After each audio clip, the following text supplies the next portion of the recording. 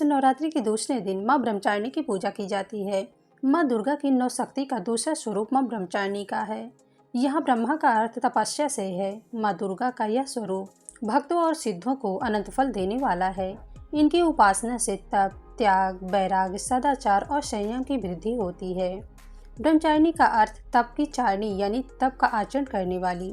देवी का यह रूप पूर्ण ज्योतिर्मय और अत्यंत भव्य है। इस देवी के दाईं हाथ में जप की माला और बाएं हाथ में यह कमंडल धारण किए हैं। पूर्व जन्म में इस देवी ने हिमालय के घर पुत्री के रूप में जन्म लिया था और नारद जी के उपदेश से भगवान शंकर को पति रूप में प्राप्त करने के लिए घोर तपस्या की थी।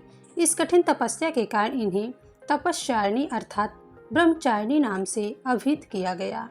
1000 वर्ष तक इन्होंने केवल फल फूल खाकर बिताए और 100 वर्षों तक केवल जमीन पर रहकर शाक पर निर्वाह किया। कुछ दिनों तक कठिन उपवास रखे और खुले आकाश के नीचे वर्षा और धूप के घोर कष्ट सहे।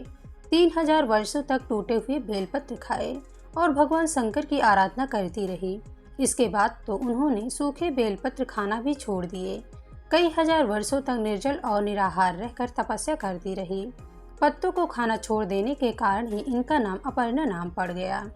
कठिन तपस्या के कारण देवी का शरीर एकदम क्षीण हो गया।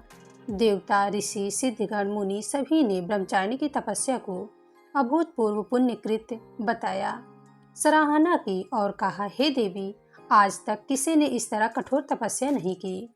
यह तुम ही से ही संभव थी। तुम्हारी मनोकामना परिपूर्ण होगी और भगवान चंद्रमौली शिव जी तुम्हें पति रूप में प्राप्त होंगे। अब तपस्या छोड़कर घर लौट जाओ। जल्द ही तुम्हारे पिता तुम्हें बुलाने आ रहे हैं। इस देवी की कथा का सार यह है कि जीवन के कठिन संघर्षों में भी मन विचलित नहीं होना चाहिए। मां ब्रह्मचारिणी देवी की कृपा से सर्वसिद्ध प्राप्त होती है। दुर्गा पूजा के दूसरे दिन देवी के इसी स्वरूप की पूजा की जाती है। तो दोस्तों, इस तरह से मां ब्रह्मचारिणी की व्रत कथा समाप्त होती है। आपको ये वीडियो कैसे लगी? अगर वीडियो पसंद आई हो तो मेरे चैनल को लाइक शेयर सब्सक्राइब ज़रूर करें। Thank you.